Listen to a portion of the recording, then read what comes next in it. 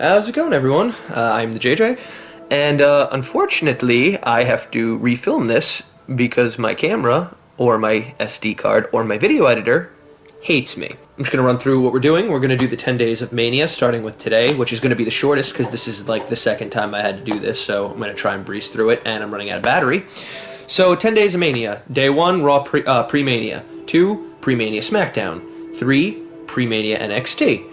Saturday, predictions. No, you know what? We'll do predictions with NXT since that's only an hour. So, Saturday we'll do Impact and Hall of Fame. Sunday will be TakeOver. Monday, Mania. Tuesday, Raw post-Mania. Wednesday, SmackDown post-Mania. Thursday, NXT post-Mania. Friday, Impact. And we'll review everything after that. So that's our 10 days of Mania. Day 1, Raw, pre-Mania. We start with a dumb, pointless Taker intro, and it's just, like, really stupid, because, like, the segment itself wasn't bad, but it just didn't really feel like it needed to be at the beginning of the intro. Like, hey, get ready for the intro, Taker interrupts, and then the normal intro plays. Kind of fucking pointless. Bayley is the first one out. She delivers an awful promo. Like, honestly, one of the worst for her. Not like there's way where Kalisto exists, so, doing a good, oh, goddamn! But yeah, it's her average. Like, I'm a fan. I used to pay for WrestleMania, now I'm in WrestleMania. It was alright. It wasn't anything too crazy, but it was definitely her worst on the main roster. Charlotte comes out, clearly flustered. She looks like she, lost all of her sincerity. She's talking like a robot now. I don't know if that's more scripting. I don't know. I don't know. Looked really bad. Sasha comes out, flubs a line. So yeah, they're all looking real strong. Nia actually calm, cool, collected, delivers all of her lines fine, and the one I dislike the most looked the best. Thanks. Yeah, this gets turned into a tag team match, player. Sasha and Bayley versus Nia and Charlotte. By the way, congrats, Teddy Long. You deserve to be in the Hall of Fame. This was an okay match. Nia no-sells a double dropkick. I hate her selling her. Oh, a strong breeze. I hate it. It's the worst, like, hoss selling ever. Nia was made to look good, but they had to compensate a good match for that. They basically had to, you know, take it very... It's like when you have someone you're doing something with and they don't know, so you kind of dumb yourself down. That's kind of... And they came off really bad from that, in my opinion. But they elevated her slightly more to their level, because, like, you know, they met in the middle a little. Bayley hit a Hardy-style twist of fate, which, by the way, this all but confirms Raw after Mania. Actually, it might go to SmackDown. I would actually prefer them on SmackDown. But hey, whatever. You know, after Mania or Mania, we're going to be seeing Hardys real soon.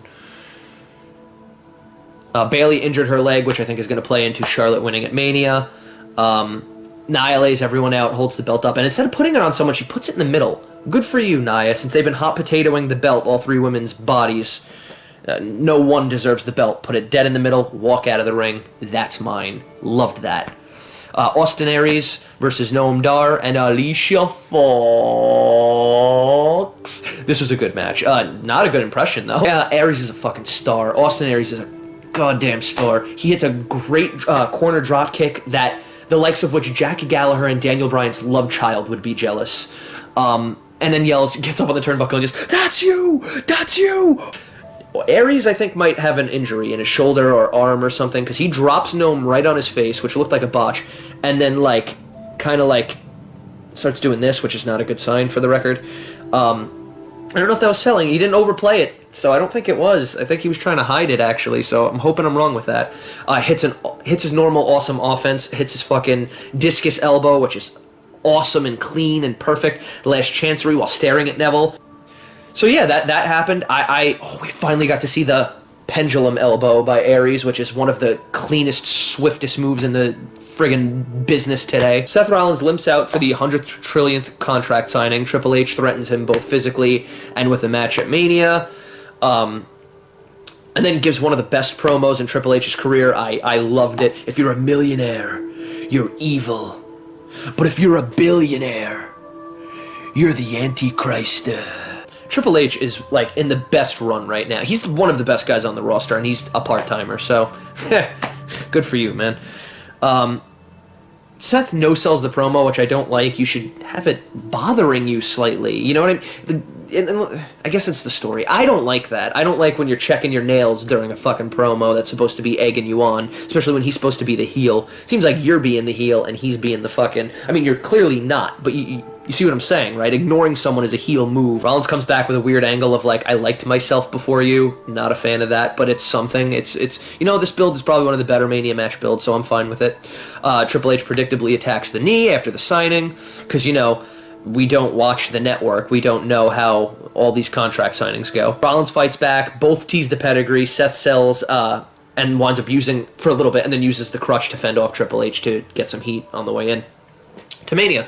Great way to do that. I really liked that. What I thought was really clever is this can now go two ways with the pedigree. It can now be the pedigree is going to be the ender, like Seth Rollins is going to hit Triple H with his own move and beat it after trying all of his other moves. I would love for that to be like a nice little, like the curb stomp and stuff. That'd be a cool little thing.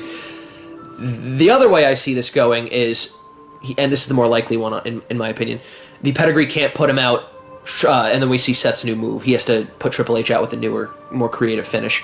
Big Show versus Jinder Mahal versus Bo Dallas versus the Shining Stars versus R-Truth and Goldust versus Curtis Axel versus Braun Strowman in an over-the-top rope bullshit match. Big Show eliminates Jinder, and then Bo comes out and he eliminates Bo. Then the Shining Stars come out and he eliminates them. Everyone that says fuck the rules and rushes the ring and tries to eliminate Show. Golden Truth run like cowards, and then Braun Strowman enters. This is a nothing fucking segment. Sorry, I'm not sorry that I'm fucking breezing through it. Fuck you. This was insulting. Golden Truth run away like cowards. Strowman enters. I'd come down there and kick your ass if I wanted to. Cool. Way to be lazy as fuck. But you know what? That's fine. At least we're actually reinforcing this as a potential feud. Not even potential. As a feud for Mania. Specifically in the Andre Battle Royal. Which I think Sammy's going to win. But that's a theory that I'll put in my predictions. Yeah. Oh, the club backstage with a parody of "You Can't Teach That." Luke Gallows is one of my favorite. Between nerds and him doing this, becoming one of my favorite fucking people. It's like I don't know how to look into the camera. I'm being dumb right now. The entire promo is, we're the tag team champions, and you can't teach that. And we're great in Japan, and you can't teach that. And they would just follow up all of their lines with, you can't teach that. But this is the best part. It's his last one's, you can't teach that. How you doing? And then Carl Anderson, just deadpan, 100% serious, just better than Enzo and Cass. The New Day, we get a Rocky segment with Kofi and Xavier running up the steps, the Rocky Steps in Philadelphia, with, or in Pennsylvania, I don't know if they're actually in Philly, but with Big E just slowly walking his ass up the steps, I think eating something, and then they finally get up the steps and they just see Big E's already there. A lot of New Day segments bomb. I thought this was a good one. I personally really thought this one was funny. Neville versus Jack Gallagher, which was a good match, very good match. Neville refuses to shake hands and then ties up very viciously. He is one of the best heels right now. You're supposed to impose your will, you're a heel. People start doing that. Kevin Owens and fucking Adrian Neville, or sorry, that man doesn't exist anymore. Neville are the two best heels at that. There was this one moment where, like, Neville just dodged out of the way of Gallagher and he bounces off the ropes, but Neville quickly gets behind him and delivers a snap-release German suplex, which was fucking... yeah, Neville wins, and after the match, Austin with the Rings of Saturn. I love that he's using that, too. And Austin Aries, News Network appears, and it's basically just an interview with him and New Day. This was kind of bad. Austin Aries was great, pulling the... He can Cronkite, or he can, you know, beat your ass. I love the fact that he's both. Next, we have Reigns, who comes out and literally rubs his accomplishments in the audience's face, which I loved. I thought this was a very... He's heel. It's clear as day. He's speaking of faces. He's not one. He is clearly a heel.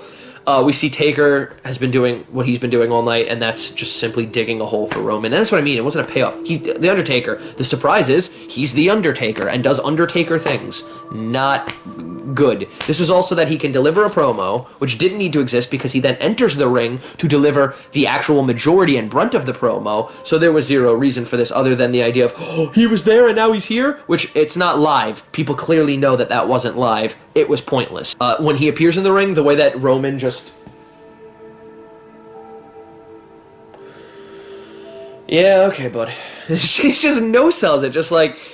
Yeah, no, I've seen that. You're good at magic tricks. Can we go now? It's the perfect... This is how Roman should be booked. This is it. start doing this full time, and I have turned the corner. Taker tries to intimidate, but sees that it's not really taking effect. Like the way that he does the lights don't really... Oh, wait, is the idea that he's getting old and he's losing his power? Because at first I thought that the lights, like, took too long and he got a little mad, but I'm thinking maybe the story there was, is potentially like, wait, it's not working on him, and, like, my powers are gone, and, like, oh shit, this is the end. Do you follow what I'm saying there? Taker is almost done. Just, he looked a little weirded out as nothing was taking effect, both in the light and in Roman, and, you know, the lights fade, and that was it. Enzo and Cass cut a standard face promo, then make an It's Always Sunny reference, which, you know, that's smart to do, when Michael Cole did earlier in the show. Yeah, make Enzo and Cass on par and as cool as Michael Cole. Cesaro and Sheamus, earlier in the night, they got taken out by the club. I didn't think this was going to be a significant thing, so I didn't write it. But it was, because the club go out for their match, and Cesaro and Sheamus get revenge with a ladder, because this is apparently a ladder match. Hello? Oh, yes, it's a fucking ladder match. Says who? Oh, says WWE fucking Twitter. Plug it on the goddamn show. Charlie interviews Owens, who basically reinforces that him and Jericho were never friends. Don't know how people didn't catch that. There's so many segments where Owens, like, rolls his eyes, or was like, fuck this guy. He even said flat out, I'm not your friend, like, during one of the promos. I remember it. So I don't know why that's a surprise. But, yeah, they just keep reinforcing that. And then Kevin Owens versus Sami Zayn, which was the main event. By the way, Stephanie made a... don't know why I didn't write that down. I screwed up. That one I screwed up on. That one was important. Stephanie tells Sami that if he wins this, he can actually be in the Andre the Giant Memorial Battle Royal. Which, spoiler alert, I kind of screwed up. Yeah, he does. He makes it in. Shouldn't have ruined that. But, you know what? It wasn't a surprise. I think we all expected this. This was a great match. That's also not a surprise. Sami fires up early and spills to the outside, which he frequently does when he's well into a feud with someone, like Antonio Cesaro, or... well, that guy doesn't exist anymore. Cesaro. God, please don't make Zayn... I don't want him to be Zayn, like, in a week, please. Sami hits a gorgeous flip off the stage to the concrete on the outside, like, by the commentary table. Perfect flip. Sami always waits to get that head over. I always love that he always waits. DDT onto steps by Owens, followed by a senton, which, because of... sentons are nasty the more weight you have, but the way that Owens throws his back into it, he just hits it perfectly. Him and Tozawa, senton kings. Zayn reversed a cannonball into an exploder suplex. Awesome, one of the best exploder suplexes, and that's a perfect counter for that, by the way, because you're charging at the guy, so looked so clean. Joe hits the ring, Y2J stops him, so Zayn can get the roll up for the win. He's in the armbar, and we'll see if my theory of him winning is correct. Y2J then clears house and puts Owens on the list, and him putting him on the list was the only thing that got a pop. Fuck you. Wait, was this Philly? Fuck you, Philly. And I'm going to sum this up in 2 quick bullet points. Heyman cuts a great promo and beats a fan to booing him when he's about to bring up Brock beating the Undertaker at WrestleMania. Loved that. I'll beat you to it. Boo! Loved it. Got a pop out of everybody, including Brock, which was so awesome to see Brock smile. I love when he shows personality. And bullet point 2, then Goldberg. The end. Yeah, I'm very clearly sick of this angle. Brock Goldberg. This is the perfect example of law of diminishing returns. You go to that well once. Great. Surprise, Goldberg winning, and oh god, this was great. Royal Rumble. Yeesh, you know, it was okay. It was I didn't expect him to win it like that twice, but you know, let's not keep doing this. Every time afterwards they've met or have cut promos, disinterested. So clearly it's a slow descent. So yeah, if you can, like and subscribe, comment below. The most important, if you do any of those, would be to comment. Want to have discussions on, especially on wrestling, since, you know, you're watching a wrestling video, I'm talking about wrestling. We clearly like wrestling. Let's discuss wrestling.